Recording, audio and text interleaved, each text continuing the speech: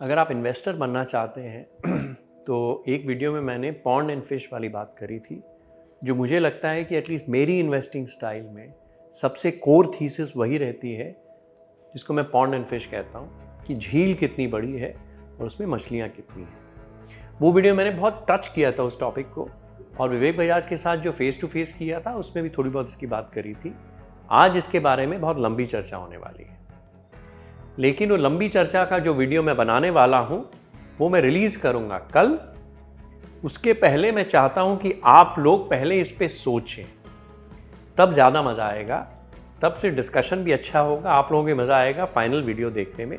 तो मैं आपको पहले फ्रेमवर्क दे देता हूं।